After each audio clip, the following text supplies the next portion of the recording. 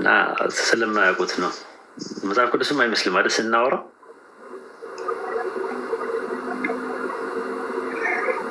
አይ አሁን ለምሳሌ ቅድም አንተ እዛ እነ ዳጊ የሚባለው ልጅ ጋር እያለን ራሱ ከታች አዳመጠ አልፋና ኦሜጋ እኔ ነኝ ያለውን እኔ ነኝ እያለ አንተ እንዴት ነው ለእግዚአብሔር ነው የምትለው?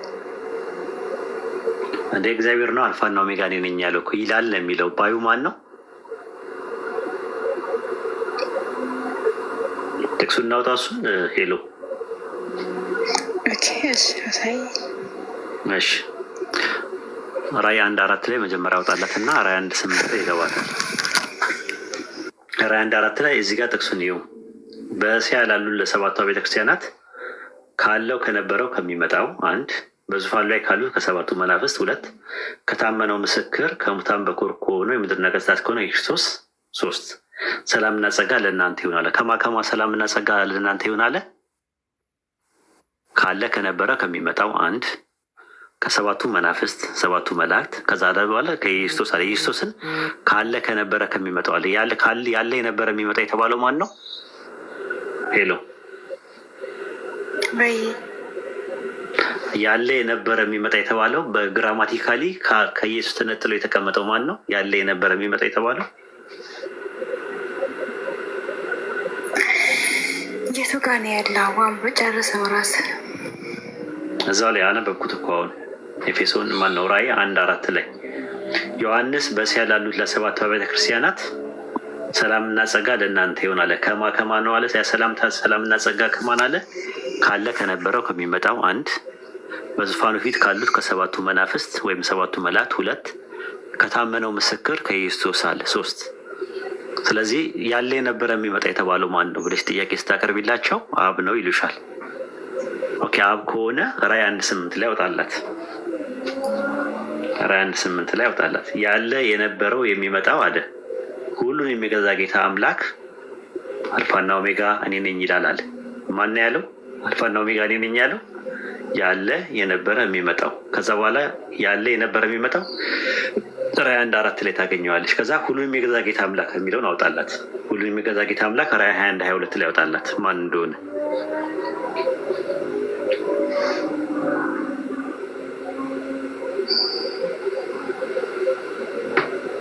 ይታይሻል። ሁሉን የሚገዛ ጌታ አምላክና በጉ መቅደሷ ናቸው ይላል። ማናማን ናቸው? ሄሎ ሁሉም የሚገዛ ጌታ አምላክ ማን ነው? በጉ ማን ነው? ሁለት ነገር ነው የቀረቡት፣ ሁለት አካላት። በጉ ኢየሱስ ነው። ሁሉም የሚገዛ ጌታ አምላክ ማን ነው?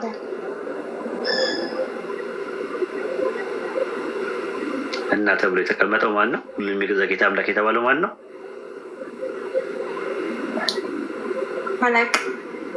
አብ ነው። ናቸው የሚል ነገር የለም። ወይድና አሚር አስተማሪ ናቸው ብዬ ብናገር ናቸው ብዬ ስለ ሁለት አካላት ናቸው እና ይላል። ሁሉም የሚገዛ ጌታ አምላክ እና በጉ መቅደስ ናቸው። ማን ናቸው? መቅደስ ናቸው ይላል። መቅደሷ ናቸው። ሁሉም የሚገዛ ጌታ አምላክ እና በጉ ኢየሱስ ከሆነ ሁሉም የሚገዛ ጌታ አምላክ ማን ነው? አብ ነው። ኦኬ። ስለዚህ ራዕይ 1:8 ላይ ይገባላት፣ ተመለስላት። ራዕይ ዮሐንስ ምዕራፍ 1 አሁን ቁጥር 8 ላይ ምን አለ? ያለ የነበረው የሚመጣው ሁሉን የሚገዛ ጌታ አምላክ አልፋና ኦሜጋ እኔ ነኝ ይላል አለ። ማነው አልፋና ኦሜጋ እኔ ነኝ ያለው?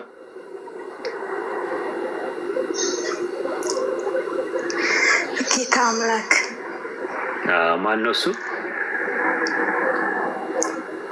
አልፋና ኦሜጋ እኔ ነኝ ያለው ማን ነው አለ። ማን ነው? ባዩ ማን ነው ይላል እዚህ ጋር። ያለ የነበረው የሚመጣው ሁሉን የሚገዛ ጌታ አምላክ ምን አለ? አልፋና ኦሜጋ እኔ ነኝ ይላል አለ። ይላል ነው የሚለው። ማን ያለው ብለን ስንል ያለ የነበረው የሚመጣው ራዕይ 1:4 ላይ ያለው ሁሉን የሚገዛ ጌታ አምላክ ራዕይ 21:22 ላይ ያለው እሱ ምን አለ? አልፋና ኦሜጋ እኔ ነኝ ይላል። ስለዚህ አልፋና ኦሜጋ እኔ ነኝ ያለው ማን ነው? ኦኬ እሺ፣ ለአብ ነው። ኦኬ እሺ፣ ችግር የለም። እንትኑ ቁጥሩን ስጠኝና እኔ ድጋሚ አየዋለሁ በደንብ። ራእይ 1:8 ነው ያልኩት። ራእይ 1:4 እና ራእይ 21:22 አትርሽ። ኦኬ እሺ። ትላንትና መቼ ነው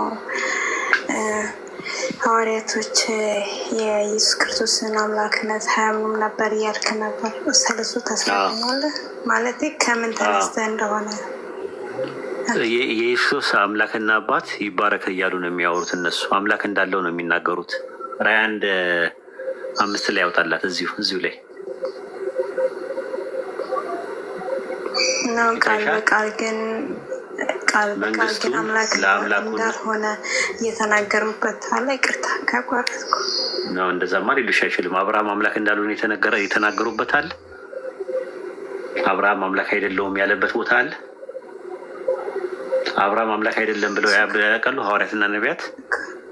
እሱ ታዲያ እሱ እኮ ከጅምርም ስላልነበሩ ነው። እንዴት እኮ እንደዛ ነው የሚሆነው። አምላክ ነው ያለው አካል እስከሌለ ድረስ አምላክ አይደለም ማለት የሚችሉት እንደዛ ነው።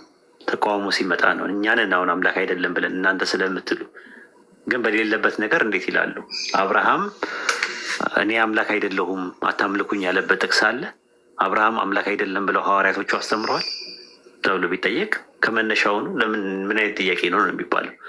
አብርሃም እኔ አምላክ ነኝ ያለበትና አብርሃም አምላክ ነው የተባለበት ጥቅስ ነው የተፈለገው። ገብቶሻል? ኪስሽ ላይ ስንት ብር አለሽ? የለበስኩት ልብስ ኪስ የለውም። ኦኬ፣ አይ ኤግዛምፕል ነው የምሰጥሽ። ኪሴ ላይ እኔ አሁን 100 ብር አለ። ኪሴ ውስጥ 100 ብር አለኝ እኔ።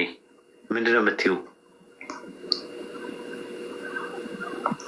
እስቲ ያሳየኝ አይደል የምትይው? ካለኝ 100 ብር አለኝ ብዬ ብል ማስረጃ አምጣ እንዳለ ማስረጃ አምጣት ብለሽ አትጠይቅኝም? አጠይቃለሁ ወይ አሳየኝ እልሃለሁ። እኔ ደግሞ እኔ እንደሌለ ማስረጃ አምጪ። እኔ መቼ አለህ አልኩኝ? ሲጀመር እኔ መቼ አለህ አልኩኝ እኮ። እንደዛ ከሆነ እኮ አየሽ፣ አለ ያለው አካል ነው ማምጣት ያለበት። ኢየሱስ አምላክ ነው ያለበት አካል አምላክ ነው የሚለው አካል ነው አምላክ እንደሆነ ማስረጃ ማምጣት ያለበት እንጂ አምላክ አይደሉም ያሉበት አምላክ አይደለም ብለው ያሉበትን አምጡ ተብሎ አይባልም ማለት ነው። ኢየሱስ ፍጡር መሆኑን ከነገሩን፣ ሰው መሆኑን ከነገሩን፣ ነቢይ እንደሆነ ከነገሩን በቂ ነው። የተላከ መሆኑን ከነገሩን በቂ ነው። በተረፈ አምላክ አይደለም ብለዋል። አምላክ እንዳለው ከተነገረው እሱ ራሱ ያመልከው ነበር፣ አምላክን ይጸልይ ነበረ፣ ይጾም ነበረ። ስለዚህ ይህን ሁላ እያደረገ እያየሸው እንግዲህ በስጋ ወራት ሰማይ ላይ ሳውን ራሱ አምላካችን አይልም ኢየሱስ ሰማይ ላይም ሆኖ አምላክ አይልም አምላኩ። እሺ ራዕይ ዮሐንስ 3:2 ላይ ራዕይ ዮሐንስ 3:12 ራዕይ ዮሐንስ 19:5 ተራ በተራ ታላት። ይኸው ስራ በአምላኬ ፊት ፍጹም ሆኖ አላገኘሁትም እና ይላል። ይህንን የሚያወራው ኢየሱስ የት ሆኖ ነው?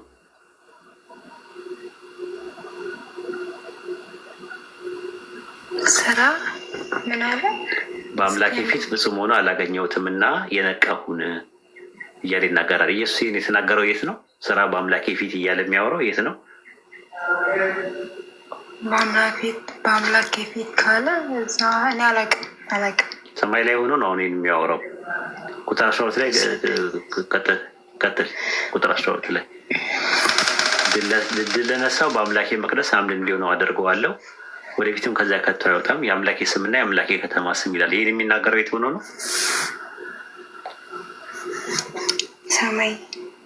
ሰማይ ላይ ማለት ነው። ራዕይ 19:5 ላይ ያወጣላት። አሁን መላእክትን ሲያወራቸው ትሰሚያለች። ሰማይ ላይ ሆኖ ምን እንደሚል ድምፁም ባሪያዎቹ ሁሉ እርሱን የምትፈሩ ታናናሾች ታላላቆች ሆይ አምላካችንን እናመስግኑ አለ። ማንን እናመስግኑ አለ? ለመላእክት ሲል ከዙፋኑ ወጣ ይላል ድምፅ። ማንን እናመስግኑ አለ? ኢየሱስ ሰማይ ላይ ሆነ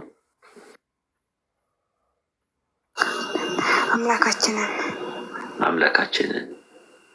ስለ ሰማይ ላይ ሆኖ ኢየሱስ አምላካችንን እያለ ይናገራል። መጽሐፋችሁ ልክ አይደለም።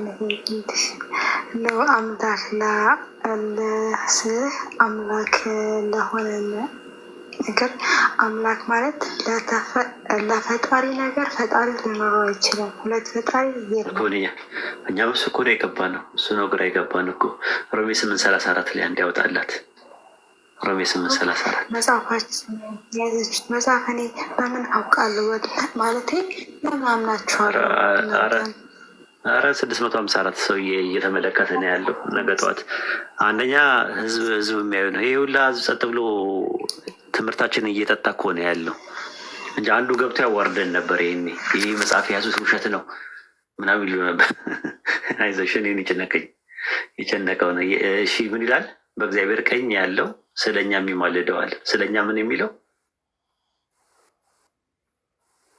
ስለኛ ምን የሚለው አለ?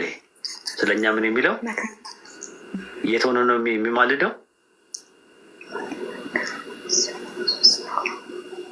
የት ሆኖ ነው የሚማልደው? ጨርሰው ራሱ በእግዚአብሔር ቀኝ ያለው ስለኛ የሚማልደው ክርስቶስ ኢየሱስ ነው አለ።